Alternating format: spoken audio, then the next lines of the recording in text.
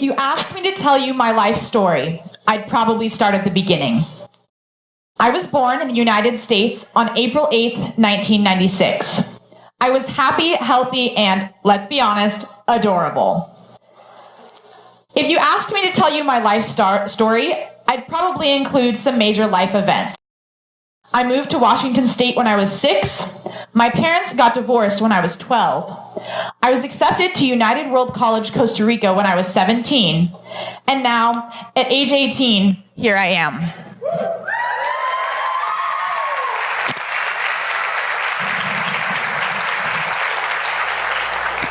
If you asked me to tell you my life story, I probably wouldn't think to include the fact that I was born with thrombocytopenia absent radius syndrome, mostly because it's just so hard to say. It isn't usually until someone asks me point blank, "Why do you have 2 elbows?" that I remember that most people don't know what TAR is, let alone have even seen it before. So let me explain. Most people have 2 bones in their arms, the ulna and the radius. I have 1, a shortened version of the ulna. That's why my hand curves in like this, because the radius is the bone that straightens your hand and wrist out. So, like I said, I was born on April 8th, 1996, to a pair of ultra hippies who believed in home births and unconditional acceptance of the slightly more bent than usual baby they got surprised with. Because, like all good ultra hippies, they didn't get an ultrasound before I was born. I consider myself extremely lucky to have them as my parents because it meant I wasn't subjected to the braces, implants, and surgeries that most people with TAR experience from a young age. I was raised with the idea that my arms, although unusual, were no big deal. If I needed help, I asked for it. Beyond that, my greatest challenge was a lack of the dexterity that most people take for granted. My one goal in life is to be able to shuffle a deck of cards. This led to an interesting juxtaposition. To me, my hands are just another everyday aspect of my life. So much so that I sometimes forget how different I actually look from other people. But to others, I can be quite unconventional. I always like to meet people for the first time and see how they react when I reach out to shake their hand, because it's usually a pretty good judge of character. So I want to point something out in case you haven't noticed it yet. I haven't used the word normal. And I point this out because I want you all to take a moment and think about what the word normal means to you. Yep, that's right. I am going to stand here awkwardly for 20 seconds while all of you think about some normal stuff. Ready? Go.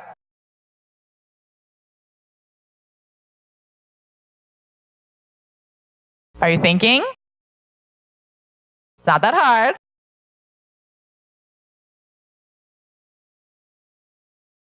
Okay, I am going to make the wild assumption that everybody thought about something different. See, I found that normal is one of these funny little words that people use quite often, but everybody seems to have a different definition of. Okay, yes, there is a dictionary definition, but that's not what I meant. It seems to be this abstract state that everybody wants to reach, and yet nobody really knows what we're reaching for. So, although I'm not a big fan of the word normal, and although it may be something that's unattainable, it was still something that I wanted to be for a very long time. There were days when I wanted nothing more than to be able to give a thumbs up, or days when I wished the tooth fairy was real so she could wave her magic wand and give me straight arms. There have been, and probably will be, many more moments in my life when I am made acutely aware of how different I really look to other people. Sometimes they're just funny, like when a classmate called me T-Rex, or when a little girl I was babysitting said I should just drink more milk to help my bones grow. Sometimes they're just little things, like when I have to ask someone to help me open a bottle of water. And sometimes they can kind of sting, like when I was explaining to a little boy why my arms look the way they do, and his response was, "Whoa, freaky." Probably one of the most memorable moments of all of these was one that just kind of annoyed me. I was running a race in my hometown, and I was going pretty slowly because I was out of shape, and a man ran up next to me and started asking me questions about my hands, which I was happy to answer.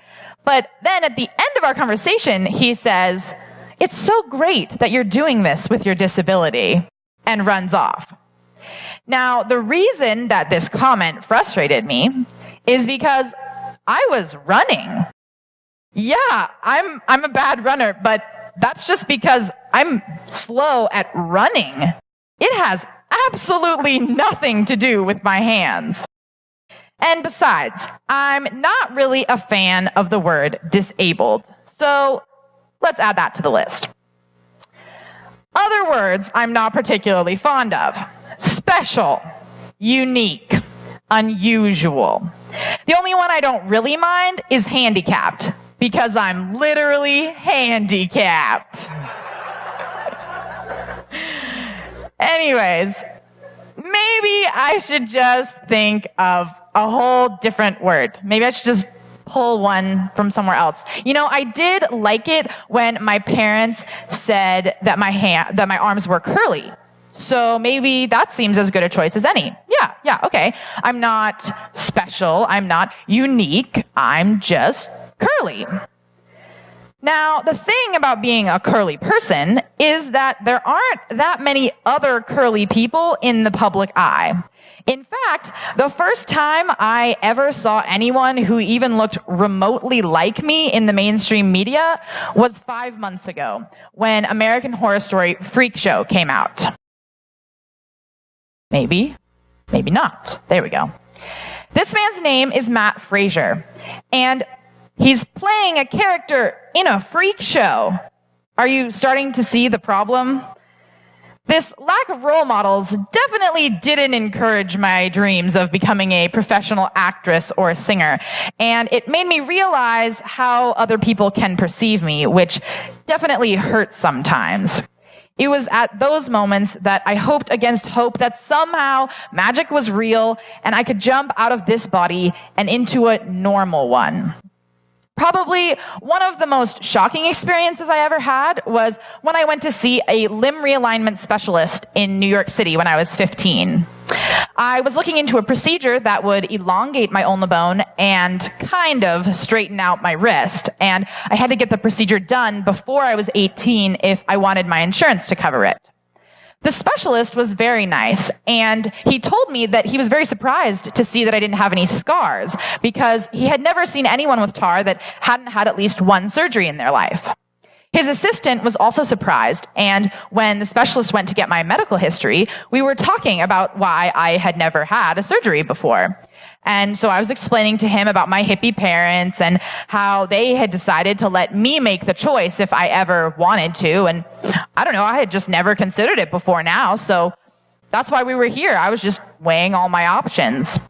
And he looked a little confused and asked, "Well, why stay this way when you could be normal?" I'm sure he didn't mean any harm, but the question definitely hit hard.